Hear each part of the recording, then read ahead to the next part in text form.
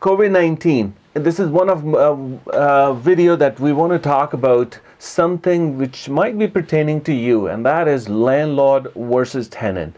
I know in this financial ambiguity, in matter of uncertainty, there's a lot of questions about it, and there's some mixed information coming from government houses in terms of that aspect of it. And for that reason, we at Real Estate Edge with Jimmy Singh, I asked Jimmy to give us like insight in terms of for landlord as well as tenant, what's going to happen while there's so much going on in the COVID-19 scenario. So Jimmy, what do you think the market for tenants and landlord will be coming out in near future? Sure, Rizwan.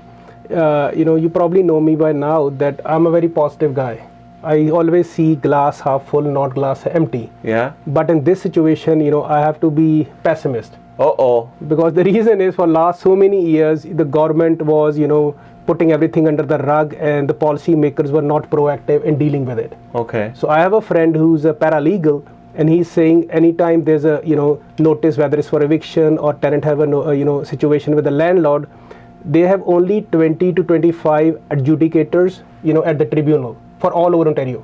Oh. So you tell me, like, if those people are working and they're swamped with 60, 70 applications, how they're going to deal with it? Because they're not hiring new people, and they're overworked. And then, they always play, politics of this and that. I'm not taking any sides. I'm going to tell you that this video is not to disrespect any tenant. I just want to, provide a human element, how frustration is building up for both tenants and the landlords. I'm a landlord. Last week alone, I got tons of calls from my clients, what happened if on April they don't pay my rent and this and that. Yeah. It's a very, dire situation. And government is not proactive. I think landlords need support as well as tenants need support from the banks and the government. Okay. Like recently, last week, the BC government says they're going to pay $500 for each tenant for next 3 months, and the money will go directly to the landlord to offset the cost. Correct. Yeah. A lot of people are hurting. People are sitting home. They are not working. So I empathize with tenants as well. And because their priority right now is roof over their head and food, not making car payments or this and that, right?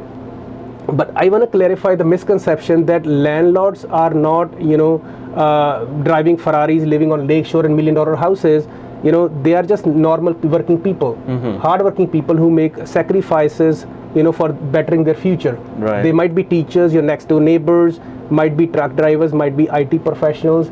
They're normal people. It's just, they think, they have certain money they can put aside so they can live comfortably off that. And they have mortgages to pay, and condos and maintenance and everything, right? Okay. First thing we have to do is we have to keep the communication open, whether you're landlord or tenant. Right. So, and then, certainly the government says this month, tenant doesn't have to, be evicted. Okay. So right now the situation is such, if somebody is defaulting on the mortgage, you can't knock the door of landlord tenant board. They're not taking any applications. And if you file the application 3 months ago and then you're in process of getting a verdict, they will say you can't evict it. Okay. Right? Yeah. I'm not saying everybody's like that, just like five fingers. Not everybody can be painted with the same brush. There are people who try to take advantage of this one. But let me warn you guys, eventually this thing will clear in 4, 5, 6 months time. Yeah. And if you're living in a house, especially for tenants, if you're living in a house for 10 years, you probably know what crazy market or rent has gone, right? So much. And then if you get evicted, or let's say a person can't make a payment for their mortgage and banks take over for foreclosure or power of sale, eventually you have to go out. You lose your roof. And if you go out, you have to pay first and last, and the rents are higher than what they're 10 a year ago. So we should work for a win-win situation. And especially if you're a landlord, be proactive. Talk to your local MPP, tell them to find a solution for that. We need help. We are in a dire situation, right? And second thing is, if you're selling a home with a tenant, it's very hard to give a vacant possession in this situation. So let's say if you have a tenant, and if I sell your house, you can't promise you're going to give, vacant possession. Because right now they put a stop on eviction. So it's going to be big mess, you know what I mean? It doesn't matter you're giving N12 that, you're a buyer looking to move yourself, or you're giving N4 for late payment and stuff like that. It's going to be big crisis. As I said, the practicing adjudicators are very less. They have to hire more people who know the laws and, these kind of things, right? Also, second thing is some of the houses, some tenants are in stress. some genuinely are affected, but then there are some people, they said you can't enter my property, I'm 15 days of quarantine or this and that. Inspecting sales, appraisal can't go there. What can I say? You know what I mean? It's frustration for everybody, for tenants and landlords, because there's question mark. If you're sitting home, you're dependent on government to meet your needs, and that's not good. Because if you have a job, you know what your expenses are, you know what your obligations are. In this situation, everybody is affected. And at the end, if you're a landlord, you want to go enter your tenant's property, be respectful, put the gloves, mask, keep social distancing, and be more patient and empathize with the tenants. And we are in it together, guys. Correct. So if I have a tenant, I don't want to evict my tenant. I'll make sure, whatever it takes, whether I have to reduce my payment, I will work with him so to make sure we ride this wave. Right? And I wish everybody safe, health, and stay positive. And at this point of time, we can't control what's happening outside. We can only control what's going in our mind. There's so much negativity. There's so much doom and gloom. We will bounce back, guys. You go back in history, you can see, SARS happened in 2003, financial meltdown happened in 2007, 9/11 happened. We always bounce back together as a strong. And I have full faith in my leadership, and then, I think we'll be together. And if you have time, read books, that's what I'm doing. I'm staying home reading books. So this is one of the books I bought so many years ago. It's called Richest Man in Babylon. The reason I like this book is, we have to be financially more savvy. We always say, if you're a landlord and you're in a situation you can't make payment for next couple of months, you don't have a safety net, people point fingers. Hey, it's your job, right? I put the same token on tenants too. If you're a tenant, you should, take some money and save for a rainy day. So if you have time, you like reading books, this is one of the books. And there's one, so this is a story about a slave and a master. The master was very wealthy, so the slave asked him how he can create more wealth. So there are certain laws. I just want to point one of them. So the first law says, money comes gladly and in increasing quantities to any man who will put not less than 1/10 of his earning to create an estate for his future and his family. That's the first law. This book was written so many years ago.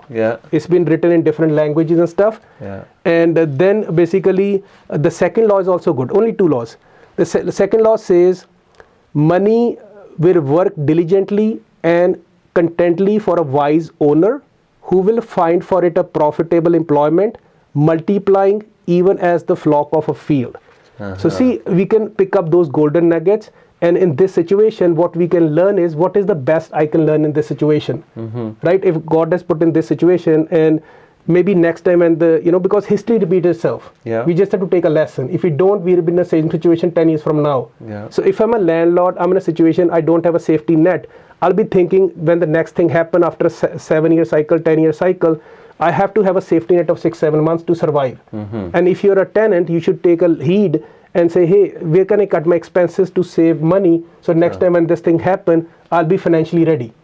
And this is a nice book. This author, Spencer Johnson, I read his first book. The name was Who Moved My Cheese? This is the second book. It's called Peaks and Valleys. So there's a nice passage I was reading in the morning, because this is what I do. I wake up 5 in the morning, read some books, keep my wiring, good.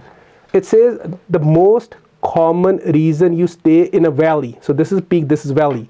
The most common reason you stay in a valley too long is fear disguised as comfort. Because we are too comfortable, and then fear, we become, lazy, right? And then I say the most common reason you leave a peak and fall down too soon is arrogance, disguised as confident. Because when you are in high, you think, you are untouchable. You know what I mean? And then, reality hits you.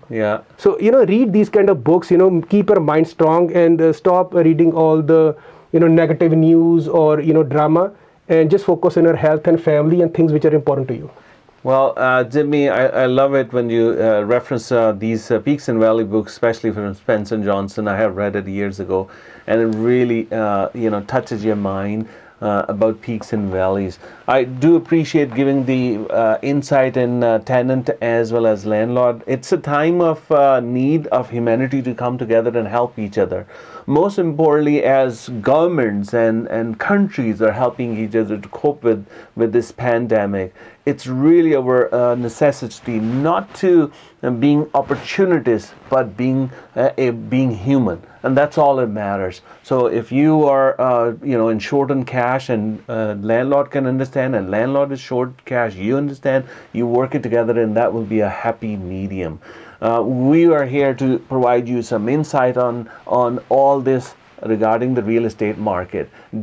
Keep watching Real Estate Edge with Jimmy Singh, and like it, subscribe it, because we're going to keep sharing more videos every week for you and your loved one to understand the real estate market in GTA and Southwestern Ontario. As well as Jimmy has 15 years of experience being a realtor, being an investor, and being a landlord, and give you some inside information that will definitely help you. Stay safe, stay home.